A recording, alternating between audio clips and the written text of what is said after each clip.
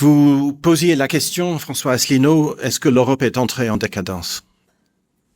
Et vous avez parlé de Singapour. Alors, moi, Singapour, je connais Singapour depuis les années 70. J'ai été pour la première fois en 1900, c'était vers la fin des années 70.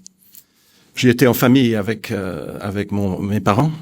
Et mon père, qui était pilote de ligne et qui connaissait bien la ville, regardait par la fenêtre. Nous étions logés dans un hôtel absolument magnifique et mondialement connu, Raffles Hotel, voilà. Et il regardait par la fenêtre. Nous étions, on va dire, en 75 ou 78, je ne sais plus. Et il regardait les gratte-ciel qui avaient poussé comme des champignons. Et il a dit, ce n'était pas là il y a quelques années auparavant. Il avait pris sa retraite. Moi, quelques années plus tard, j'ai été à Hong Kong. Vous parliez aussi de Hong Kong. Je étais typiquement dans un hôtel au 30e ou au 50e étage. On voyait en face de ce gratte-ciel, on voyait un autre gratte-ciel en construction. On se couchait et le lendemain, un étage avait été construit. Donc vous parliez, François Asselineau, de cette croissance. Est-ce que l'Europe est en décadence? Est-ce que l'Europe entre en décadence? L'Europe est en décadence depuis 50 ans. L'Europe est en décadence grave et radicale depuis au moins un demi-siècle.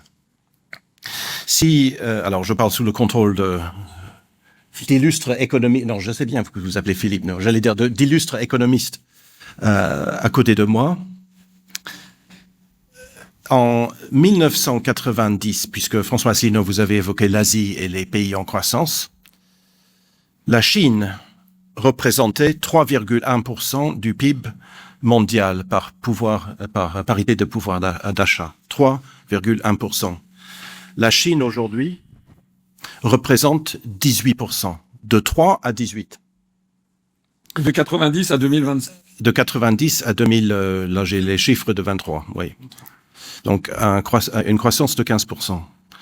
L'Union européenne, elle, est passée dans cette période de 23% à 14%, c'est-à-dire une baisse de 9%.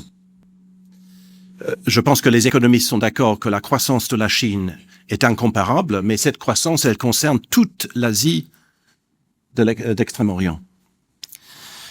Ce qui est pire encore, c'est que l'Europe décroche aussi par rapport aux États-Unis et aux autres pays de l'Occident. Notre panel s'appelle la décadence de l'Occident. Il n'y a pas de décadence de l'Occident, il y a une décadence de l'Europe. À part la Suisse sans doute, mais de l'Europe, de l'Union européenne. À part la Suisse et la Norvège. Voilà. À part ceux qui ne sont pas dans l'UE.